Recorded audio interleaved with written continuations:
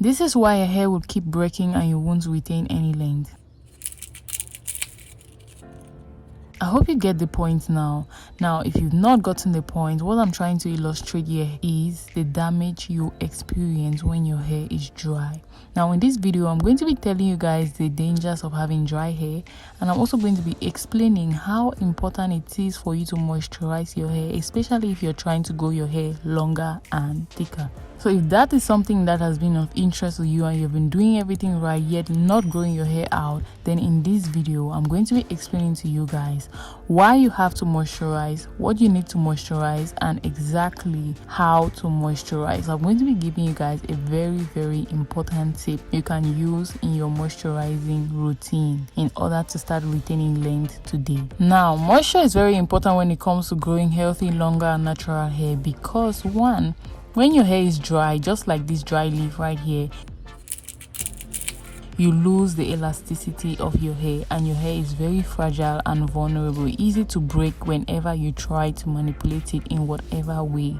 So if you have noticed your hair is constantly breaking off when you try to style it, detangle it, or just do basic things with your hair, then you're probably experiencing a lot of dryness. And if you don't learn how to moisturize your hair properly, you're going to be stuck in this cycle of having constant hair fall and not retaining length at all. Now, the main thing you need to have in order to moisturize your hair properly is a leave-in conditioner.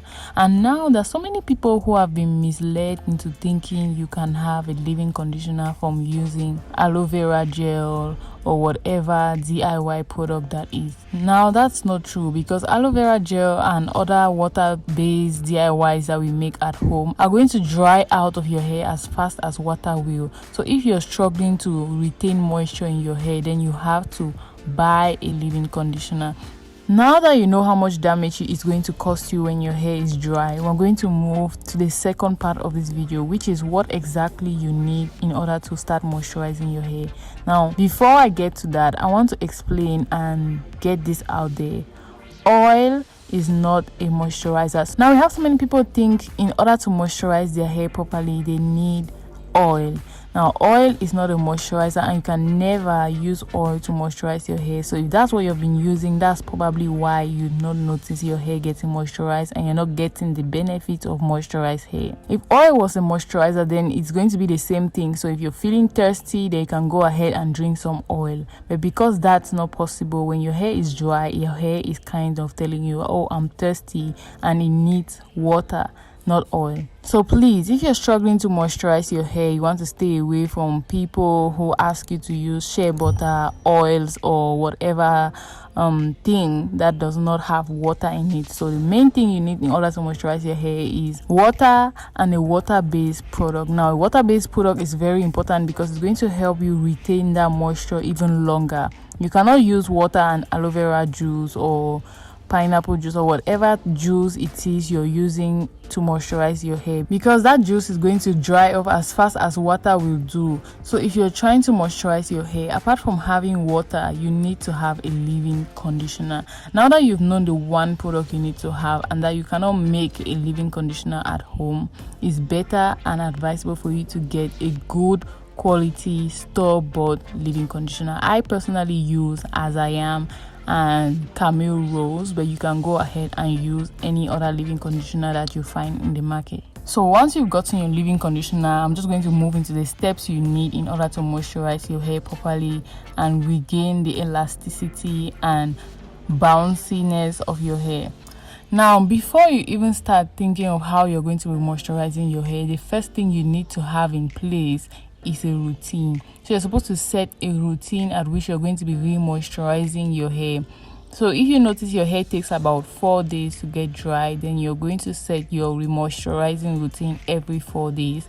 And if your hair takes about 5 days to get dry, you're going to be setting a moisturizing routine after 5 days. So you just have to study your hair personally and see how long it takes to get dry, and then you plan your wash day or your re-moisturizing routine on that day, so your hair never gets to the point of being so dry that it starts experiencing the damages caused by dry hair.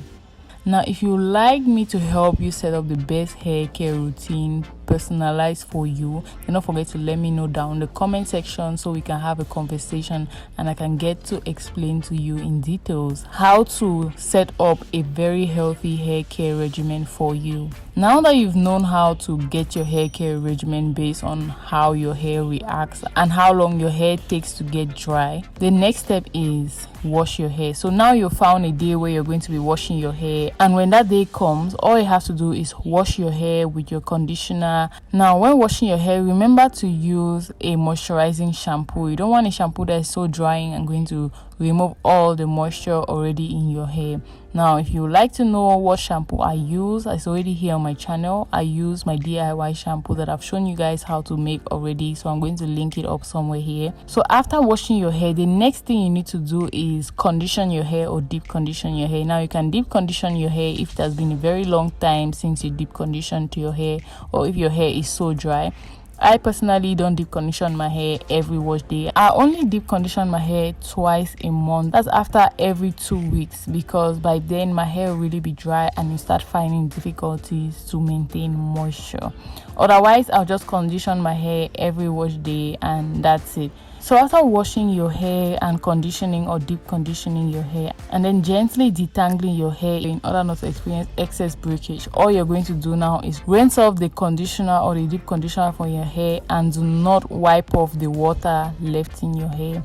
So that water left in your hair is the first step towards moisturizing your hair, because your hair is already so saturated with water from the washing and conditioning process. So your hair has water in, and all you need to do is add a leave-in conditioner on top of that water already on your hair to help your hair retain that moisture longer. Once you have added the leave-in conditioner to your hair, all you're going to do is walk your hands through your hair very gently to make sure that your leave-in conditioner is well absorbed into your hair. Now at this point, you're done moisturizing your hair. These 2 steps are very okay and can go for anybody, but because I'm an oil person and I love oiling my scalp, I go ahead and oil my scalp before I apply my leave-in conditioner. So at this point, once you've done all the steps I've already mentioned, all you need to do is style your hair as desired. In case of styling your hair, you might need to use gel or some other styling product that you already have, but the basic moisturizing steps is as I've already explained.